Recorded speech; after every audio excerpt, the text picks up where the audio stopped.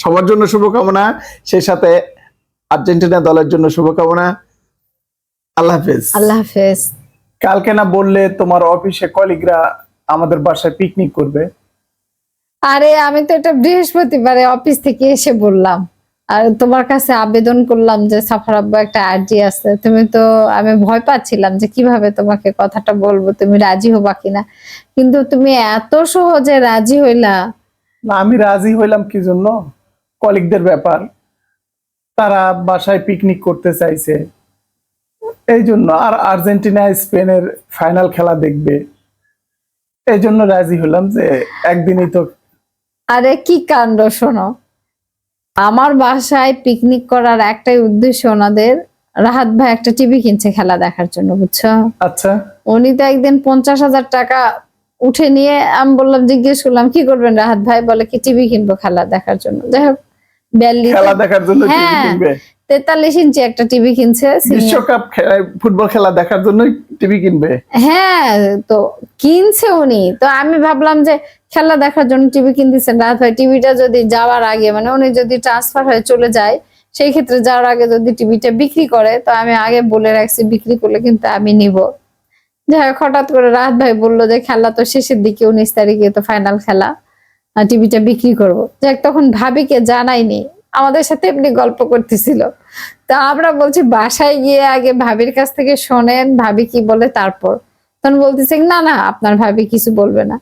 এই বলে আমরা বৃহস্পতিবারে সবাই মিলে আলোচনা করলাম যে আমার বাসায় হচ্ছে আমি টিভিটা নিচ্ছি, সেই টিভিতে আমরা সবাই মিলে খেলা দেখব। মানিক ভাই তো সেই খুশি, কি কি খাওয়া হবে, একবার বলতেছে খিচুড়ি আর হাঁসের মাংস আর খিচুড়ি, মানে আমরা অলরেডি করে ফেলছি, বুঝছো? মানে কি বাজার টাজার কি হবে? হ্যাঁ, বাজার টাজার কি হবে একদমই করে ফেলছি, মানে ওগুলো আলোচনা করে ফেলছি। এর মধ্যে কোরবান ছিল, আমাদের এরা ছিল, হুমায়ুন ওরা থাকবে।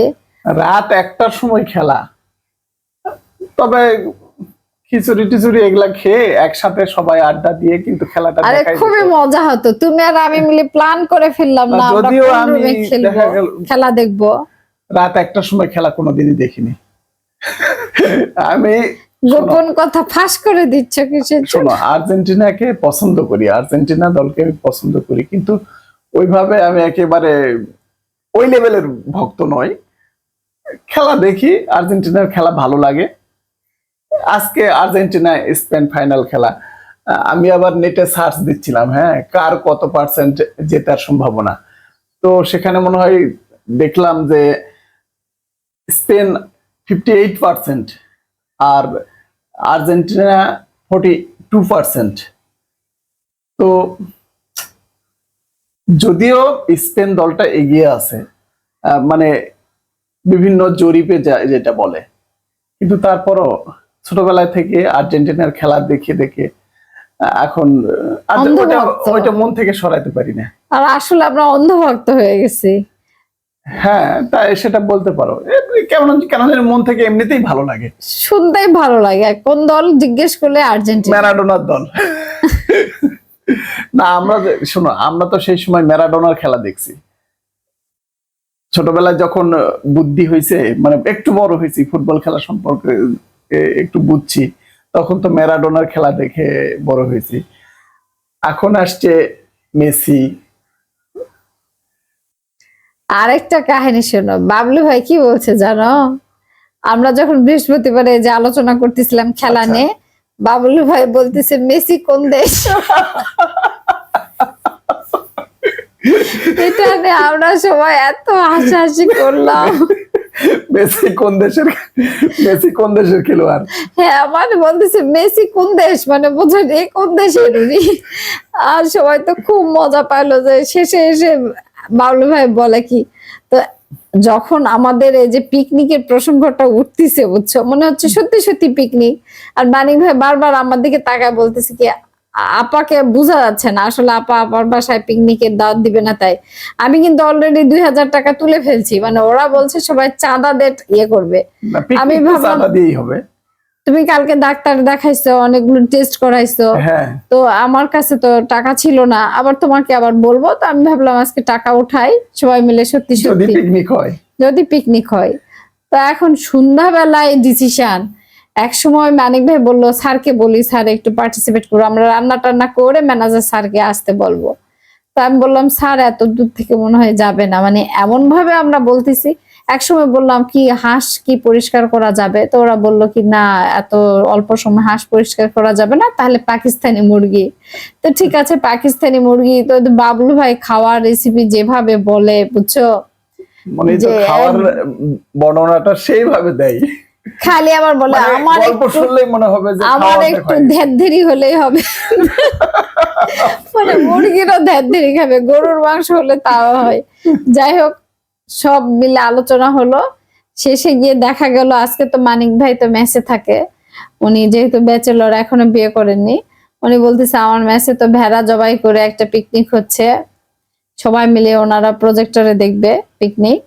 তো যাই হোক, বললো যে আমি পিকনিকটা মিস করলাম, আমাদের ইচ্ছে ছিল সবাই আপনার বাসায়, মানে অন্তত আমাদের এই শাখার যারা আছি তারা সবাই মিলে আমার বাসায়। আমিও রাজি হলাম যে আপনাদের দুইটা কলিগ তো, আমরা অসুবিধা নাই। আপনার ভাইও রাজি হয়েছে, হানিফ ভাই, মানিক ভাই, মোর্শেদ ভাই। এই সবচেয়ে এর মধ্যে কাজ করছে রাহাত ভাই। রাহাত ভাই তো ভাবি কে ম্যানেজ করতে পারলো না। যাক, ভাবির দোষ নয়, কারণ রাহাত ভাই বলে আমাদের সাথে থাকবে, বাসায় যায় যে কি হয়েছে আরিরা, রাহাত ভাইকে আর খুঁজে পাওয়া যায় না। তা আমরা বললাম রাহাত ভাই শোনো, ভাবি যেটা করছে সেটা ঠিকই করছে, কারণ তারা সংসারের একটা জিনিস কিনছে। আহ, এখন তো তাদের প্রথম সংসার, আহ, ছোটখাটো একটা বাসা নিয়ে তারা থাকে, একটা সংসারের জিনিস কিনছে, সেটা বিক্রি না করাই ভালো। টিভিটা বিক্রি করতে চাইছিলেন, আমার মতে বিক্রি না করাই ভালো, কারণ সংসারের প্রথম একটা জিনিস আর কিনছে, মায়া হয় একটা সংসারের জিনিস, ব্যবহার অনেক করুক মায়া। না কেন, অসুবিধা কি। যাই হোক, পরে ওরা বলছে যে টিভি নাই, তারপর আমরা খাওয়া দাওয়ার আয়োজন করব। আমি সেটাতে এগ্রি ছিলাম, কিন্তু যে হলো না, বুঝছো, কি আর করা।